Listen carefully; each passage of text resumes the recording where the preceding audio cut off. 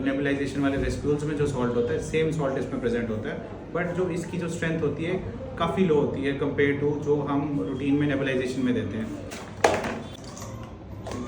कैसे लेना है,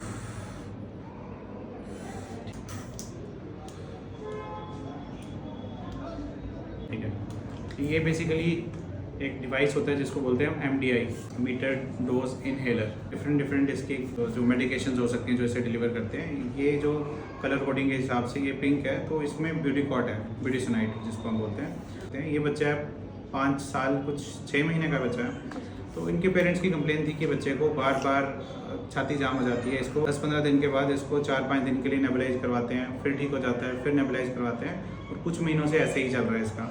और जब ये छोटा था तब भी इसको ऐसे ही होता रहता था। फैमिली में किसी को एलर्जी की हिस्ट्री है पेरेंट्स में से, ठीक है, किसी ने कोई घर पे TB की दवाई नहीं खाई है, तो एक्सरे भी इसका एब्सोल्युटली नॉर्मल था। और जो इसकी हिस्ट्री के हिसाब से यही था कि ये बच्चा वीज़र है, या फिर जिसको हम बोलते हैं एस्थमेटिक कह सकते हैं बच्चे को, डिपेंडिंग की उसको जेनेटिक्स और जो इसको फ्रिक्वेंसी है और एज के हिसाब से हम इसको लेबल कर सकते हैं। इसका ये ट्रीटमेंट रहता है कि इन पेशेंट्स को हम MDI सजेस्ट करते हैं। MDI होता क्या है, ये बेसिकली जिसको हम पफ बोलते हैं, और लोकल लैंग्वेज में काफ़ी सारे इसको पंप बोलते हैं। होता क्या है, ये कम्प्लीटली सेफ़ होता है। बच्चों में हम यही रिकमेंड करते हैं, अगर किसी बच्चे की जिसको लॉन्ग स्टैंडिंग कफ चल रही है बच्चे को, या फिर वो एस्थमेटिक है, उसको हम ये पफ ही रिकमेंड करते हैं। जो नेबुलाइजेशन वाले रेस्पिड्यूल्स में जो सॉल्ट होता है सेम सॉल्ट इसमें प्रेजेंट होता है, बट जो इसकी जो स्ट्रेंथ होती है काफ़ी लो होती है कंपेयर टू जो हम रूटीन में नेबुलाइजेशन में देते हैं।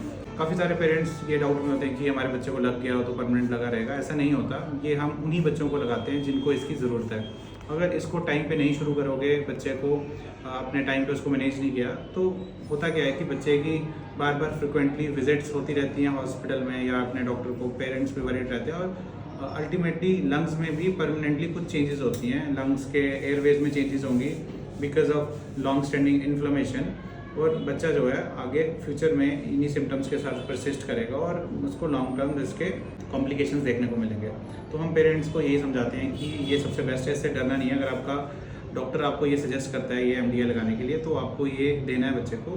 मोस्टली हम बच्चों को 2 से 3 महीने के लिए लगाते हैं। उसके बाद डिपेंडिंग कि बच्चे को कैसे सिम्टम्स रहते हैं, फिर हम उसको SOS बेसिस पे एडवाइस करते हैं। तो आपने यही इसको कंटिन्यू करना है, इससे इसको काफ़ी इंप्रूवमेंट हो जाएगी। और हम इस पेशेंट को फॉलो करते रहेंगे, फर्दर इनको रूटीन में बुलाते रहेंगे और पूछते रहेंगे नाइट टाइम सिम्टम्स कैसे रहे हैं, डे टाइम कैसे रहा है, ओवरऑल बच्चा कैसे रहा है, कितनी इंप्रूवमेंट है इस बच्चे में। ठीक है, चलो।